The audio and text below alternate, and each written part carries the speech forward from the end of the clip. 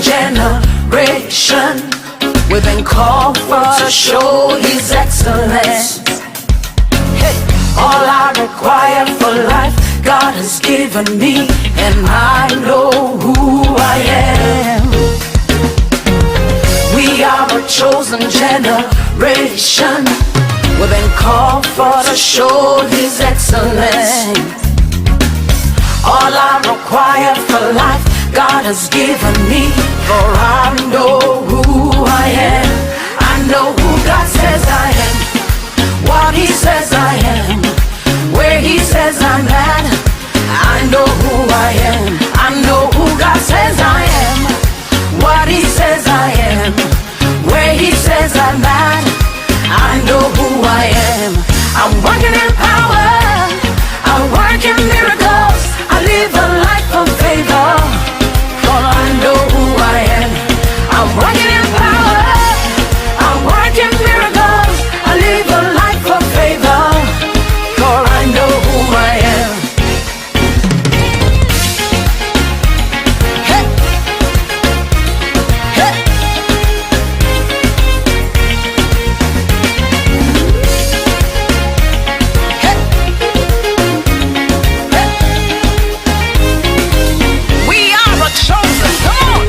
We are a chosen generation. We've been called forth to show His excellence. How about that?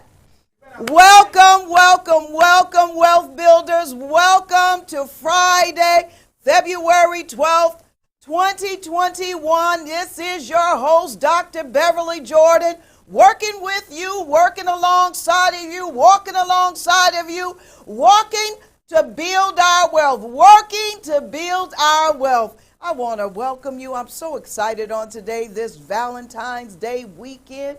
I want to say happy Valentine's Day to you, and you. And for all of you who don't have what you might call a significant other, a spouse, or someone to bring you flowers or to bring you candy or to throw kisses at you or to tell you that you are loved, you are valuable, you are appreciated, I am here on behalf of the King of Glory to tell you, you are valuable, you are loved, you are special, you are appreciated, and I want to send to you the kisses of the Lord. I want to send to you the love of the Lord to let you know that you are loved and you are precious. And I want to personally say happy Valentine's Day to you and you and you. All right, again, this is your host, Dr. Beverly Jordan, Wealth Builders. Now, as I always say, or most oftentimes say, wealth is not only about money. Wealth is defined as valuable possessions or goods, and money. It includes money.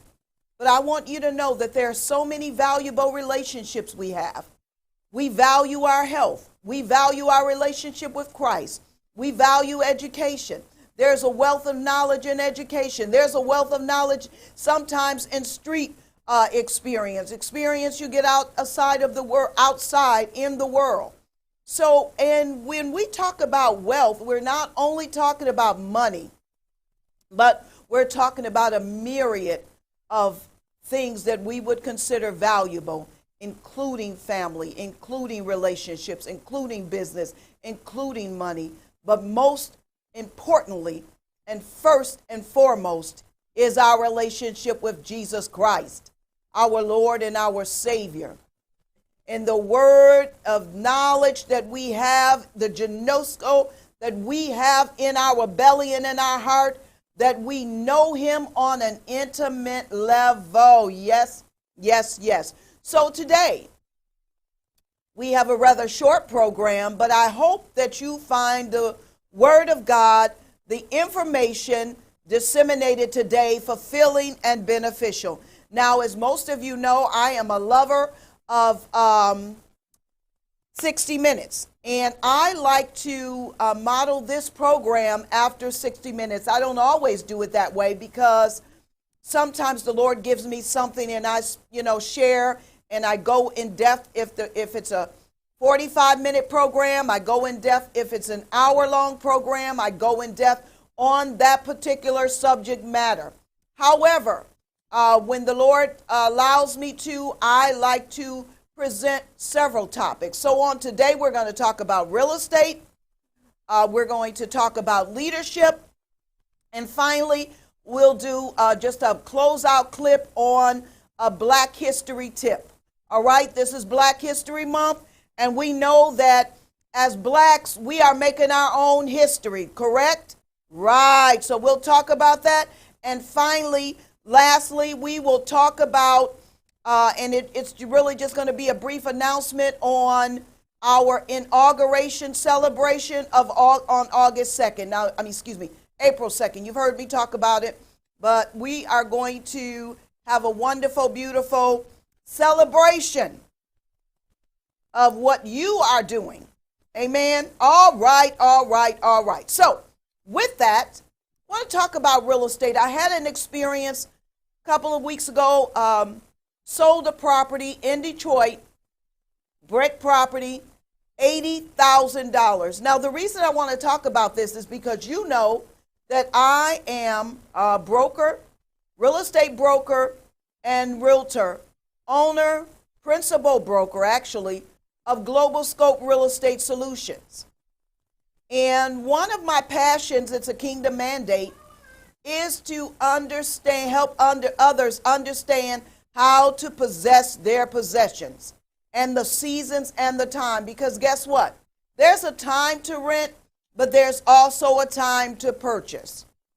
And for those of you that it's time for you to purchase, and some of you may be in a home, and the Lord has spoken to your heart, it's time to shift to the greater.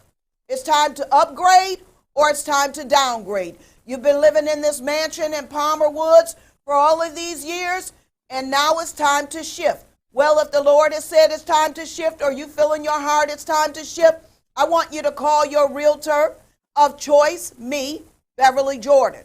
I would be happy to meet, consult with you, get your property on the market, market it, get it sold for maximum value to you, to create and to build that portfolio, that financial portfolio for this season of your life. And for some of you, you might have been in that 1,000 square foot home or 2,000 square foot home, and you're ready for the 5,000 square foot home. If that's you, I want you to give me a call. Your realtor of choice, Beverly Jordan. Now, for those of you who've never purchased a home and you've been renting all these years, or perhaps no one in your family has ever even owned a home, I want you to give your realtor of choice, that's right, Beverly Jordan, a call. It may be that God has ordained and assigned you to break the curse of renting and come in and you serve as the forerunner, the pioneer for the homeowner for your family and generations to come. And we do that step by step. I'm happy to consult with you as well. And your first home might be 700 square feet, or it might be 900 square feet. However, whatever it is time to possess your possessions. So with that being said, I'm going to give a testimony. I was working with a client, and the client purchased a home in Detroit, brick home, updated kitchen, hardwood floors, 3 bedrooms, 1.5 baths, 2-car garage, driveway, and as she calls it, a she shed. Wonderful, beautiful property on a block with no boarded up homes or houses. Yes, it's doable. And when I looked at the principal on the house, this is the actual money that they pay the bank for the loan of the mortgage itself, which after the down payment and so forth. So the loan ends up being I don't remember, it was like $75,000. Purchase price was $80,000, but after down payments and so forth. So let's say they financed $74,000. On a $74,000 loan, because interest rates are so wonderful these days, her principal was $363 or $65. You heard me, $365. When you add in the taxes and the insurance, total payment for the month, $665. And I might be off like $1 or $2. But $665 to be in your own house. Now, some of you may say, well, I don't want to live in Detroit. Well, guess what? You don't have to live in Detroit. You can live in any city where your money says you can live, or any state where your money says you can live, or any country where your money says you can live. However, if your budget says, well, $80,000, that's about my budget right now, you may need to live in Detroit for a season. I'm just saying. You're living, a lot of times, people are, especially people in the body of Christ, and you hear me say this often because it's a passion of mine. You know, when the preacher talks about, or the prophet prophesies, or the preacher talks about wealth transfer, the people throw up their hats and hands and they get so excited. But can I remind you that every day we are transferring wealth? Either we're receiving, wealth is being transferred to us, or we're giving wealth away. Now, for those of you who love to rent beautiful, fabulous, or at least beautiful, fabulous apartments, palatial homes, or rooms in palatial homes, or in stately communities, and you're paying $1,500, that's just for the lease payment. That does not include your light, gas, and water, because let's be clear, all landlords charge it now unless you're in an apartment building. And even that, most of the time, you're paying at least your own electricity. And so by the time you pay light, gas, water, and your rent, you are, depending on what your lease payment is, you're paying anywhere every month $1,500 to $2,300. I know what I'm talking about because I've seen what people pay to rent. And I like it when Dr. Lynn Richardson says that, you know, broke people trying to impress broke people. And it's true. And sometimes it's because you're doing it not necessarily to impress broke people, but because you're living at a place you have not arrived yet. And so you're giving away your wealth every month. But for those of you who are willing to take a real assessment of where you are in your life, and you've determined that you really, this is the season, and you want to purchase your own home, or your own church, or your own office building, please, or your own restaurant, by all means, give me a call. Your realtor of choice, Beverly Jordan of Global Scope Real Estate Solutions. It is doable, one step at a time. You don't know what your credit is like? We want to talk. I have a team of professionals that work with me. I have lenders that work with me, loan officers. So please give me a call. Let's talk. Let's see where you are. It's kind of like at the mall, and you may not have been to the mall in some time now. However, there's this huge kiosk at the mall, and this kiosk kind of gives you an idea. It says, you are here. And from there, you can navigate to where you're looking to go to, you know, that place of destination. And the same as it is with any plan. And any plan, a journey of 1,000 miles, people, begins with one step. All right? So, again, I want to encourage you this year. I know you've heard a lot about real estate and you've heard a lot about home ownership. But listen, You have to decide to possess your possessions. A lot of times people were talking in your ear, they bought their home 40 years ago, or they've been renting for 20 years. And I want to say this last thing about wealth transfer and renting. How many people do you know that spend $300 every 2 weeks on hair and nails, and they rent, or they live with someone who they will refuse to pay rent to? Okay, that's a whole nother subject.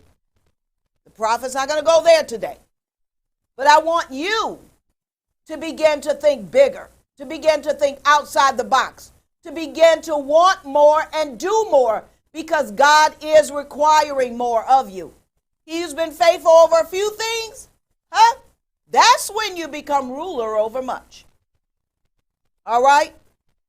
If you've not been faithful, when you've rented that man's house, who would trust you with true riches? If you've not been faithful, when you rented that woman's house, who will trust you with true riches? And sometimes being faithful is being faithful if you're staying in your mother or father, uncle, aunt, grandparents' house. Being faithful to doing what's needed there. Paying the rent there. Paying them something there. Don't say, oh, well, I'm helping them and I'm here. And then, you still don't have any money because you're not using wisdom. And because the harvest of the seed from what you've sown of living off of others, now you're putting your money in a bag with holes in it. Okay, I'm not going there either. All right. Now, next I want to talk about leadership. Segueing right into leadership. I have been reading, and I was going to grab the book out, but let's see. Let me just grab it. The book on leadership. One of the things that I do every year is I do an assessment of not only my leadership, but my leadership style and focus. So I don't know if you can see this. This is John Maxwell, the 21 indispensable qualities of a leader. The 21 indispensable qualities of a leader. Wait, they can't see that cover. It's got green on it. Okay. So anyway, the 21 indispensable qualities of a leader. Now I apologize, but because of the broadcast, you may not be able to see the middle of the cover because it's green, but in the middle is where it says the 21 indispensable qualities of a leader. And again, this is by John Maxwell. Now, I have been looking at leadership. I always do an assessment of my own life in the areas where I am leading. And so oftentimes if you stand up, especially in the assembly of a church, people will, and you'll ask the question, where are my leaders? And if they have been titled leaders by man, or titled leaders in corporate America, or titled leaders in community somewhere, then they'll raise their hand. But the reality of it is that everyone under the sound of my voice, when I ask that question, should have their hand up or should at least be standing up. Why? Because we're all leaders in some capacity, even if we're leading ourselves. And so each of us as leaders should be looking at ourselves, our leadership style, where we have opportunities for improvement, where we're strong, where we're weak. So I remember when I was getting my master's degree, and many of you may have heard this acronym. It's called SWOT, SWOT. And the SWOT is, S is the strength of the company. The W speaks to the weakness of the company. The O speaks to opportunities of the company. And the T speaks to the threats to the company. And so all of those different areas we can apply to ourselves as leaders. Where am I strong? Where am I weak? Where do I have opportunities for improvement? And what that means is I'm not strong nor weak, but I'm steady, but yet there are opportunities for improvement in that area. And then where are there threats where I am, I make myself vulnerable. I'm vulnerable because I'm not strong or because there are opportunities for improvement. What areas am I a threat, and what areas have I made myself vulnerable? So when you look at that from a leadership standpoint, look at your own self. In this book, 21 Qualities of an Indispensable Leader, I want to just give you the 21 qualities. I'm not going to talk about all of them. I'm just going to capture what each chapter.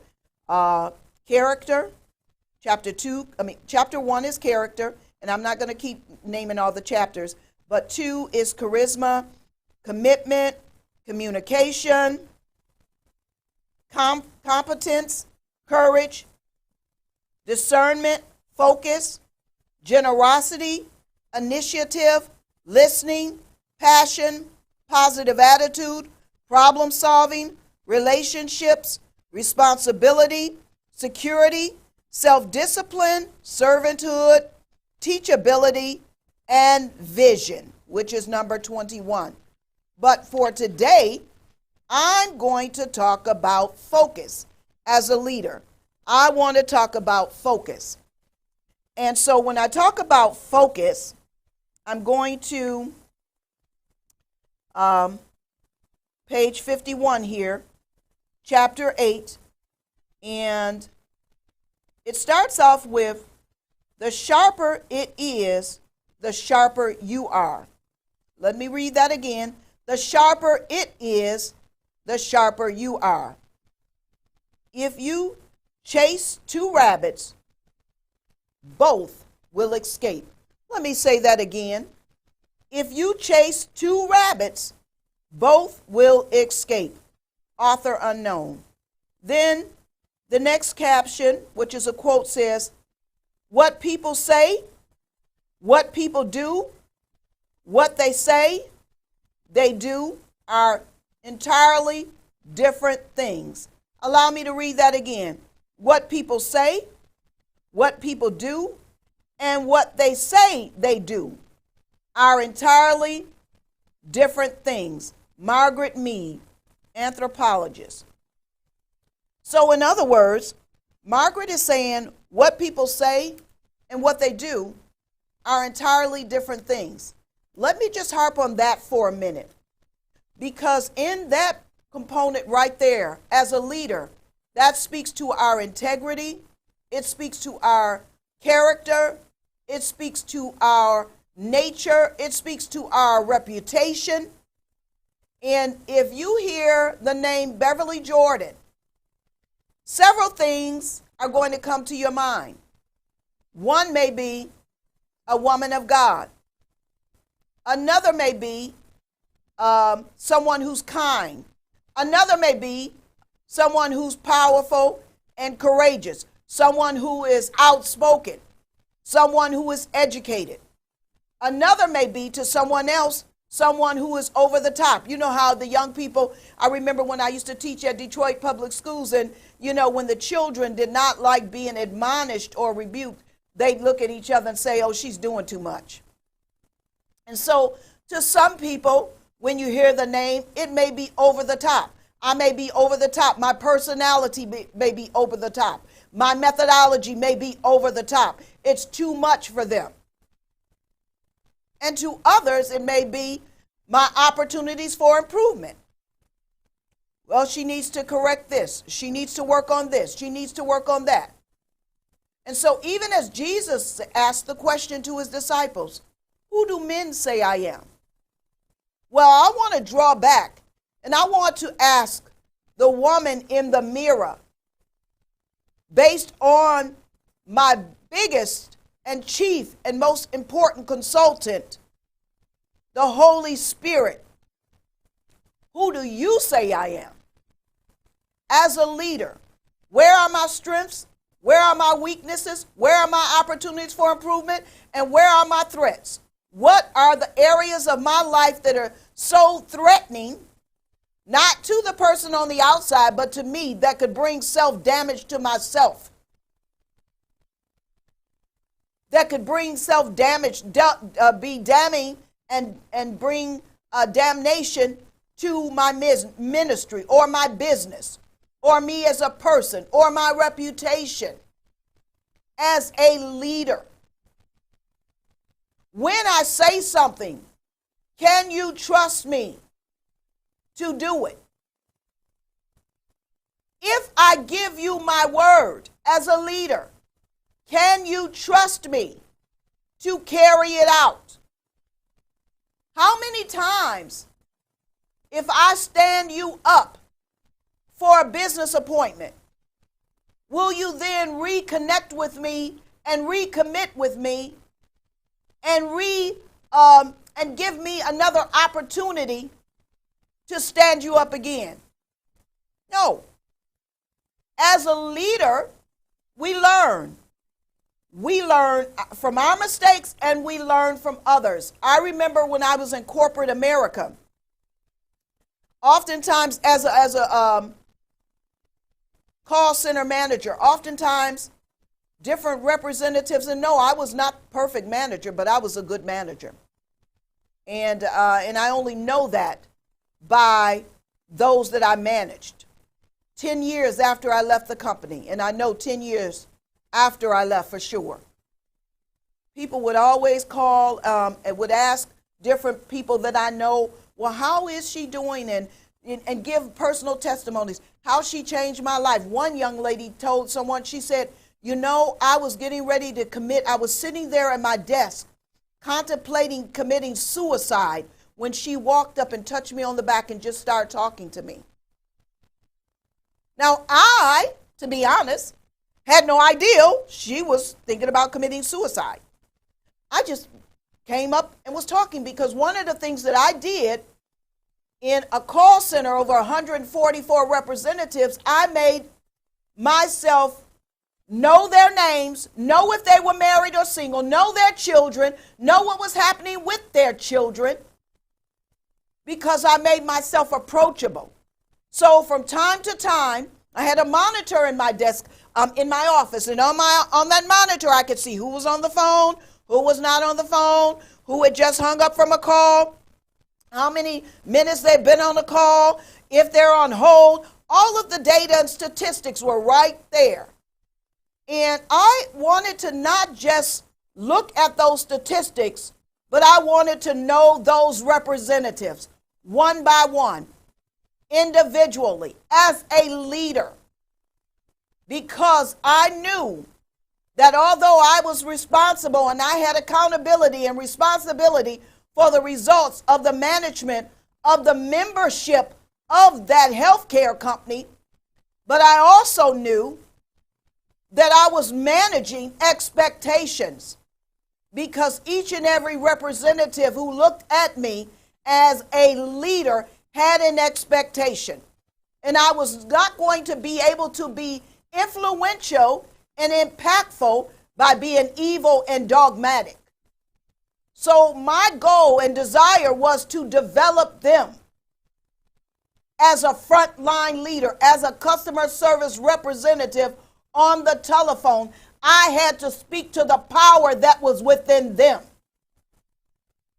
I had to continually cast the vision of not only why they are here for the company, but why they are here representing themselves to build their wealth, to build their family, to realize their dreams, whether it was going to be for 10 years or 1 year. As a leader, that's what leaders do. And so it was my good pleasure. So to go back to the original statement, the question was, how did you become such a good leader? And my answer was always the same. First of all, by the grace of God. And secondly, I had some great leaders and I had some not so great leaders. And I promise you, I learned from all of them. I took something away from all of them. if I had a leader that put down people, I knew that that wasn't the way to go up and to take people up with you. Because the reality of it is that when you build people and you connect to people and you relate to people and you identify to people, they will build for you as a manager, as a mother, as a leader. So you cannot tear people down and think that you're doing something great. It doesn't work that way. I know back in the day that there were a lot of leaders who did it. They were tyrants and overbearing and dogmatic and so impressed with themselves, especially when it came to African American people leading and supervising and managing and directing other African American people. That was almost laughable. You know, you're so excited and you've gotten off the plantation, and now you're out of the field and you're in the house, and oh my. Well, I'm going to park that. Now, continuing on with focus, because this week I'll be continuing to talk about leadership, but this week, chapter 8 talks about focus.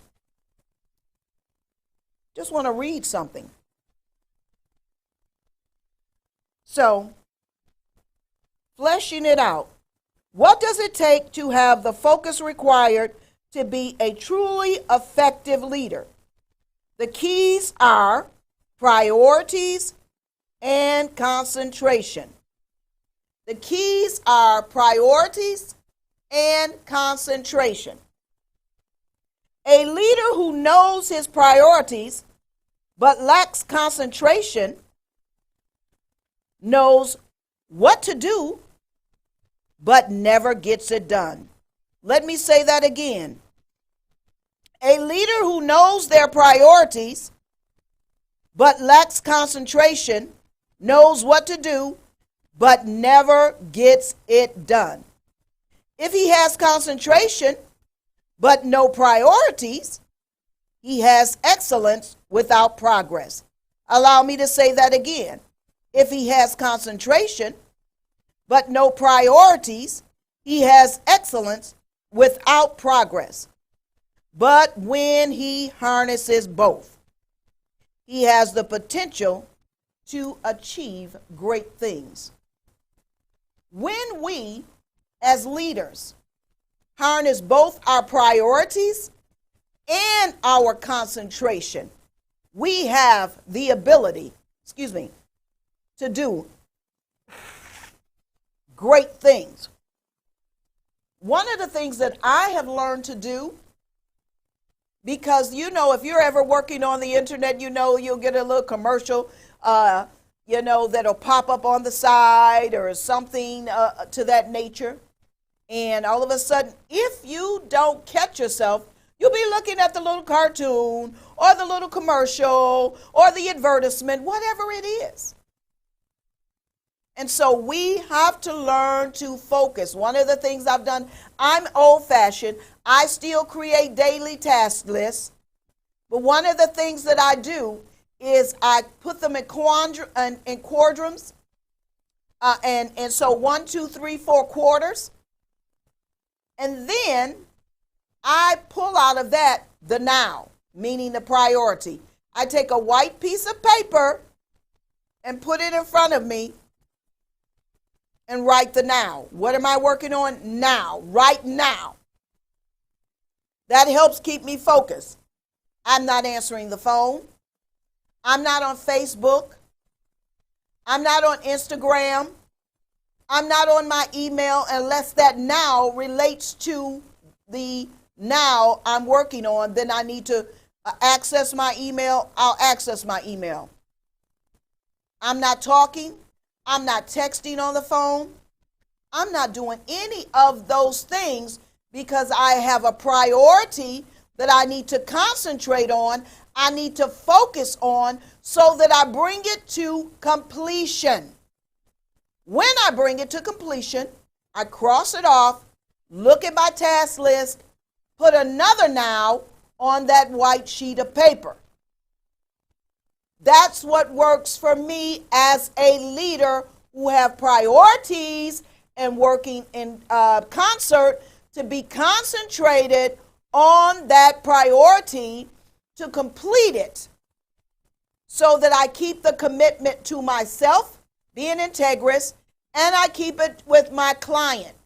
One of the things that I know I've been guilty of doing, which was an opportunity, but I hope is no longer an opportunity, I hope I've corrected it, is over-promising and under-delivering.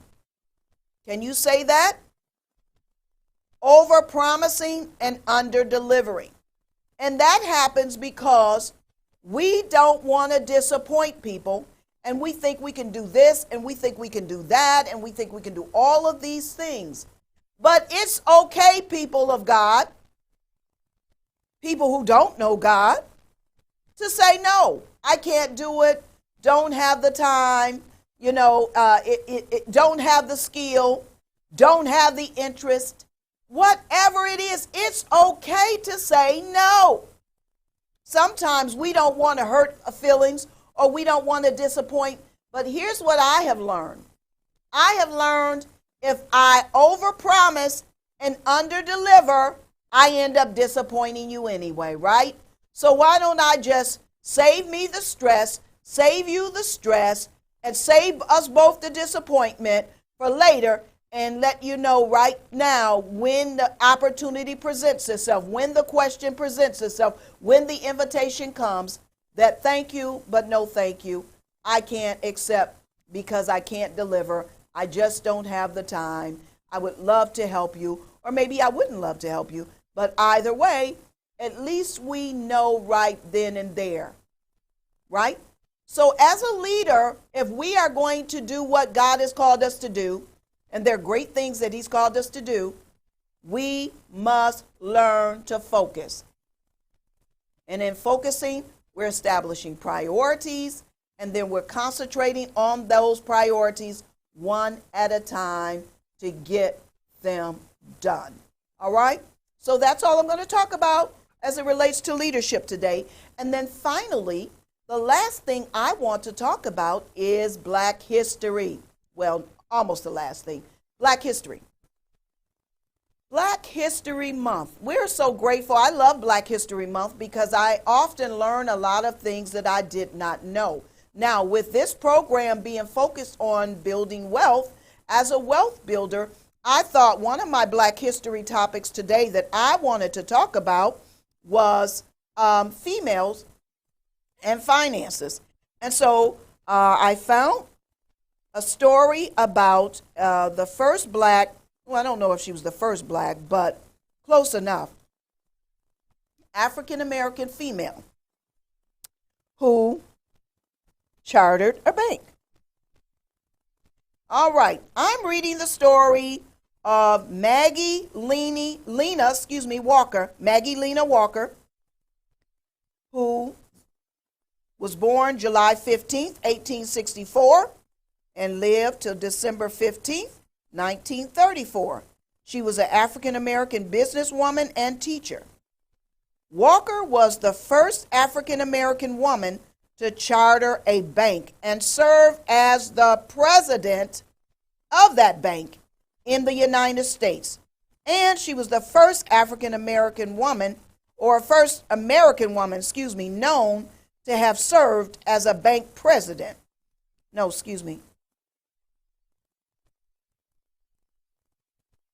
And she was the first, there's actually another woman who was the first American, trying to pull it up, the first American,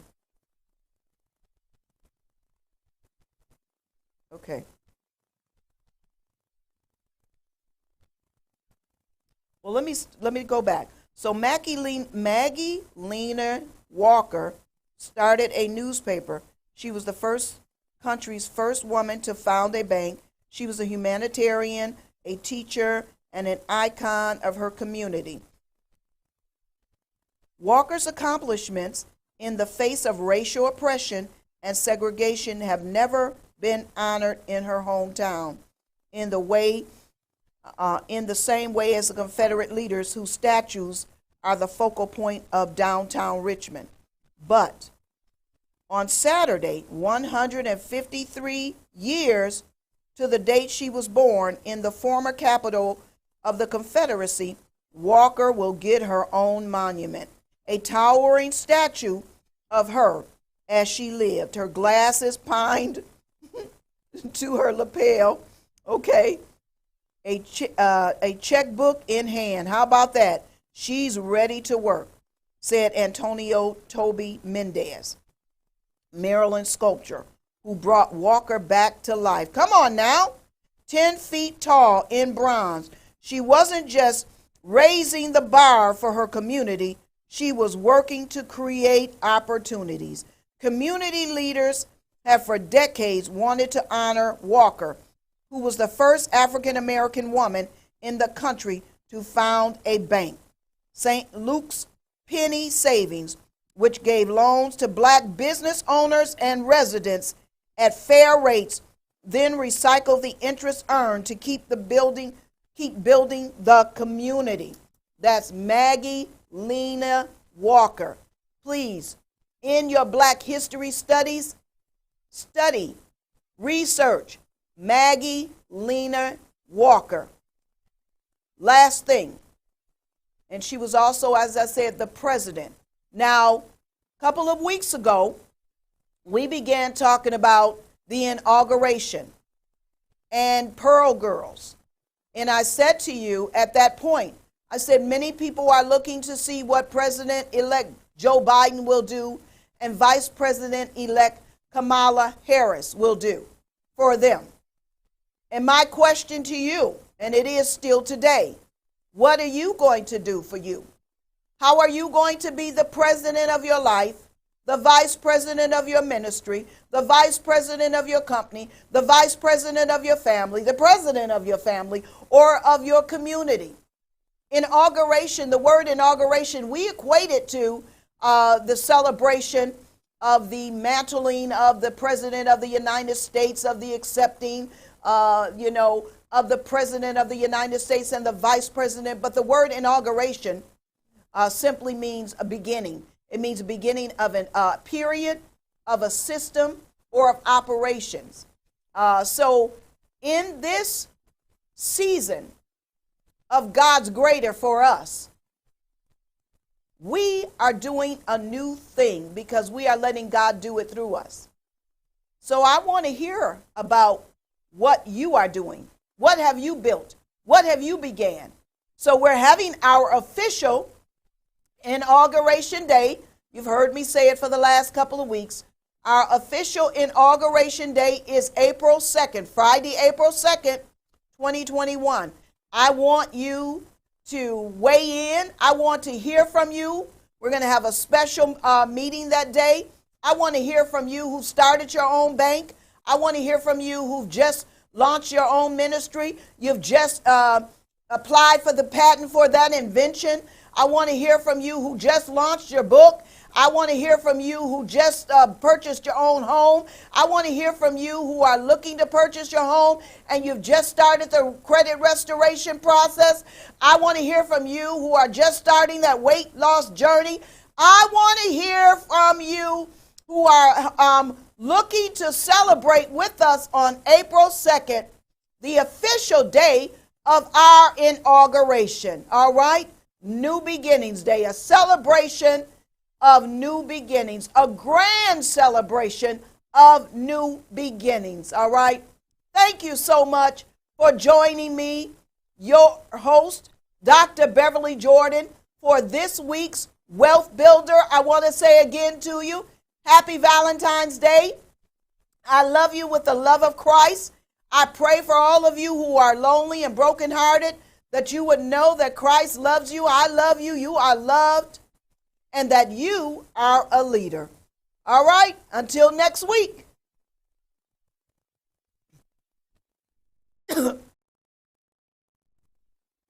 I forgot about my beautiful properties.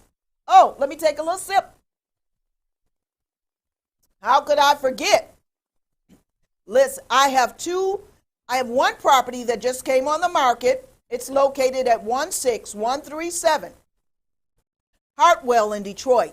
Now listen, this particular property, the seller has done all the work for you. It's new roof, as you can see, new windows, new cement on the porch, new hot water tank, new furnace, new throughout. I'm telling you, hardwood floors have been sanded, kitchen, updated bath, new plumbing throughout, and it's only priced at $85,000. It is tenant occupied, so if you're looking to purchase, give me a call. All right, but it is tenant occupied. That's not a problem. It's still available for purchase. Okay, the tenant is. If you decide to purchase, the tenant would, of course, be moving. Okay. Secondly, I have another listing at 20238 Ardmore. Excuse me. Coming on the market soon. Beautiful. Beautiful floors throughout, updated kitchen. Let's see, it has 2 full baths. The upstairs, 3 bedrooms. Full bath upstairs, it's a 2-story. And then we have a powder room on the main floor. And then in the basement, you have a full bath, a finished basement, and you have a full kitchen with a stove and refrigerator. Beautiful entertainment area. 1-car garage, beautiful fenced-in yard, sun porch. This is a beautiful home. Coming on the market soon, located in Detroit. Also, the price point is going to be $154,900. So stay tuned. If you're looking to purchase or if you're looking to sell, I want you to give your host a call. Your friend, your realtor of choice. That's right, Dr. Beverly Jordan. Love you now. Thank you.